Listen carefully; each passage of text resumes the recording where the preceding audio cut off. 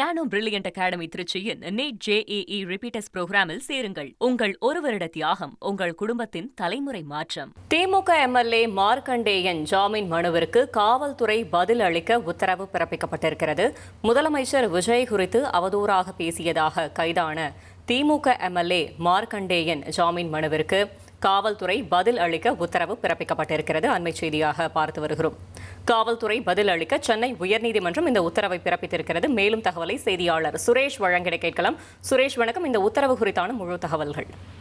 வணக்கம். அதாவது தூத்துக்குடி மாவட்டம் கோவில்பட்டியில வாக்காளர்களுக்கு நன்றி தெரிவிக்கக்கூடிய கூட்டத்தில் பேசிய விளாத்திகுளம் தொகுதி திமுக MLA மார்க்கண்டேயன் முதலமைச்சருக்கு மிரட்டல் விடுக்கக்கூடிய வகையிலும் அவதூறாகவும் பேசியதா சொல்லி தூத்துக்குடி மாவட்ட குற்றப்பிரிவு போலீசார் அவரை கைது செஞ்சாங்க.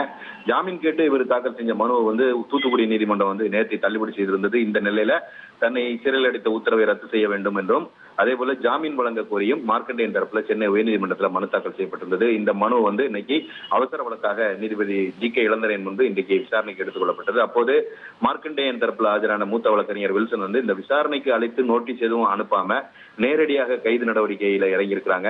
உச்சநீதிமன்ற விதிமுறைகள் மீறப்பட்டிருக்கு. அதனால நீதிமன்ற காவலில் வச்சு பிறப்பிச்ச அந்த உத்தரவை ரத்து செய்யணும், அதே போல ஜாமீன் வழங்கணும் அப்படின்ற வாதங்களை முன்வைச்சாரு. அதே சமயம் காவல்துறை தரப்புல ஆஜரான தலைமை குற்றவியல் வழக்கறிஞர் ஜான் சத்யன் என்ன சொல்றாருன்னா, இந்த மனுவில் பதிலளிக்கிறதுக்கு அவகாசம் வழங்கணும் அப்படின்ற ஒரு கோரிக்கையை முன்வைச்சாரு.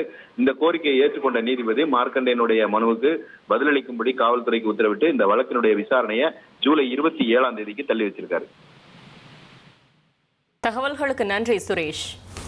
நானோ பிரில்லியன்ட் அகாடமி திருச்சியின் நீட் JEE ரிப்பீட்டர்ஸ் புரோகிராமில் சேருங்கள். உங்கள் ஒரு வருட தியாகம் உங்கள் குடும்பத்தின் தலைமுறை மாற்றம்.